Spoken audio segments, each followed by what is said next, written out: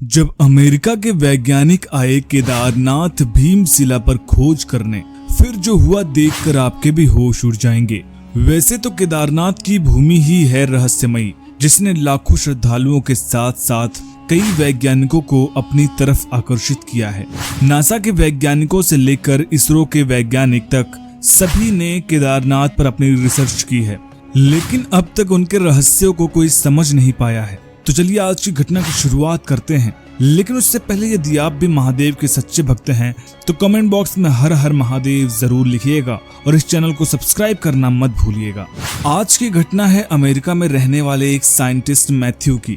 Matthew एक ऐसा scientist था जिसने आज तक जो भी काम पकड़ा उसे बखूबी पूरा किया। उसे कई बार रिसर्च करने के लिए कई बड़े बड़े अवार्ड्स भी मिल चुके थे।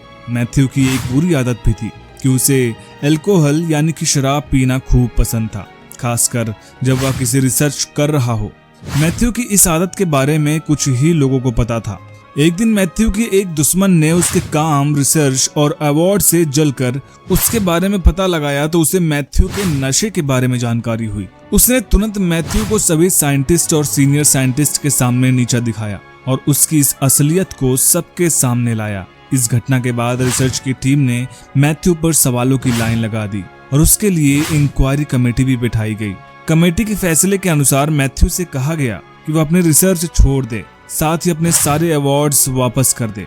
अब जब तक कि मैथ्यू की आदत में सुधार नहीं होगा और अपने होशो हवास में वह अपने जीवन की सबसे बेस्ट रिसर्च पेपर सबमिट नहीं करेगा, तब तक मैथ्यू के वैज्ञानिक पद उसे वापस नहीं मिलेगा। मैथ्यू को अपनी गलती का एहसास हुआ। वो काफी हताश था और अपने अल्कोहल की आदत को छुड़ाने की कोशिश भी खूब कर रहा था, लेकिन हर बार असफल हो जा रहा था। एक रात मैथ्यू नशे में धुत अपने लैपटॉप में अपने रिसर्च की अगले टॉपिक तलाश कर रहा था। तभी उसकी नजर केदारनाथ मंदिर पर गई। उसने केदारनाथ मंदिर पर लिखी पूरी आर्टिकल पढ़ी। उसकी दिलचस्पी बढ़ने लगी। उसने जाना कि कैसे केदारनाथ रहस्यों से भरा हुआ है और आज तक इन रहस्यों को कोई नहीं समझ पाया है। मैथ्यू ने तय किया कि वह भारत जाकर केदारनाथ में स्थित भीमशिला पर अपना रिसर्च करेगा, क्योंकि जो अब तक किसी ने नहीं किया वह करके दिखाएगा और अपनी खोई हुई जॉब इज्जत के साथ वापस पाएगा। अगली सुबह की फ्लाइट से मैथ्यू भारत आ गया और केदारनाथ के लिए रवाना हुआ। केदारनाथ पहुंचकर मैथ्यू को एक अलग ही खुशी का आभास हुआ, जो आज तक उसने कभी महसूस नहीं किया था। आसपास के लोगों से मैथ्यू ने केदारनाथ के बारे में काफी कुछ जान लिया था। कई सारी कहानियां, भीमशिला से जुड़ी कई सारी घटनाएं मैथ्यू को जानने को मिली। जिस वर्ष वह केदारनाथ गया था वह केदारनाथ में आपदा का ही वर्ष था। आपदा के 2-3 दिन पहले से ही मैथ्यू की रिसर्च चालू हो गई थी। उसे आभास हुआ कि दिन में उसकी रिसर्च कुछ खास हो नहीं पा रही है, तो उसने तय किया कि रात में जब मंदिर का कपाट बंद हो जाएगा तब वह भीमशिला पर जाकर उनके रहस्य के बारे में फुर्सत से अपना रिसर्च पेपर तैयार करेगा। आपदा के एक रात पहले जब वह वहां पहुंचा तो उसने देखा कि भीमशिला अपने स्थान पर है ही नहीं, वह गायब हो चुका था। यह देखकर मैथ्यू के होश उड़ गए। यह कैसे संभव है कि जो भी शिला इतनी विशाल सी पत्थर है वह अचानक एक रात गायब हो जाए। वह पास बैठे एक साधु के पास दौड़ते हुए पहुंचा। उसने पूछा कि यह भीमशिला कहाँ गई। साधु ने जवाब दिया कि वह तो अपने स्थान पर है। जब मैथ्यू ने मुड़कर देखा तो भीमशिला अपने स्थान पर थी, लेकिन जैसे वह भी शिला के पास पहुंचा फिर से भीमशिला गायब हो गई। उसे लग रहा था शायद उसकी नींद पूरी नहीं हुई है, इसलिए उसके साथ इस तरह की चीजें हो रही हैं। केदारनाथ जाने के बाद मैथ्यू के साथ एक और घटना हुई थी। उसने अपने सबसे पुरानी आदत यानी कि शराब की आदत छोड़ दी थी। केदारनाथ आने के बाद उसे कभी मन ही नहीं किया कि वह किसी भी प्रकार का नशा कर सके।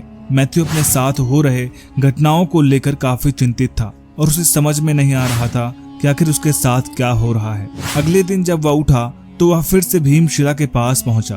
अब की बार भीमशिला उसे अच्छी तरह से नजर आ रहा था। उसने फिर से तय किया कि रात में आकर भीमशिला पर अपने रिसर्च पेपर को लिखेगा और वहां से चला गया। केदारनाथ में वह रात आपदा की रात थी, जब मंदाकिनी नदी के प्रकोप से पूरा केदारनाथ जूझने लगा था। मैथ्यू भी मंदाकिनी के प्रकोप का साक्षी था। जब रात में वह अपने कमरे से बाहर निकला तो उसने देखा कि पूरे केदारनाथ में हलचल मच चुकी है। वह भागते हुए केदारनाथ मंदिर के पास पहुंचा तो उसने देखा कि मंदाकिनी के पानी की वजह से पूरे केदारनाथ में बाढ़ आ चुकी है। और उसे बाढ़ के प्रकोप से भीमशिला ने कई लोगों को बचा लिया है। कई लोग उसे मंदाकिनी के प्रभाव से बहते जा रहे थे, लेकिन भीमशिला ने कई हजारों लोगों को बहने से रोक लिया था। मैथ्यू को यह समझ में नहीं आ रहा था कि एक मामूली से पत्थर में ऐसा क्या रखा है जो इतने सारे लोगों को बचा रहा है। भीमशिला से जुड़े रहस्य को तो मैथ्यू सुलझा ना सका, लेकिन उसने यह जरूर मान लिया था कि केदारनाथ में कई दिव्य शक्तियों का वास है जो इस प्रकार लोगों की मदद करती हैं। अपने रिसर्च पेपर में केदारनाथ से जुड़े इस रहस्य को मैथ्यू ने जब अपनी टीम को सौंपा तो उसकी टीम खुद काफी हैरान थी। इस रिसर्च पेपर के बाद मैथ्यू को उसकी जॉब तो वापस मिल गई, लेकिन उसके मन में यही आता कि यदि दोबारा मौका मिला तो वह केदारनाथ जाकर इन रहस्यों के बारे में जरूर पता लगाएगा। दोस्तों, केदारनाथ के बारे में आपका क्या मानना है हमें कमेंट बॉक्स में जरूर बताइएगा। वीडियो पसंद आए तो वीडियो को लाइक करिएगा, शेयर करिएगा और चैनल को सब्सक्राइब करना मत भूलिएगा। हर हर महादेव।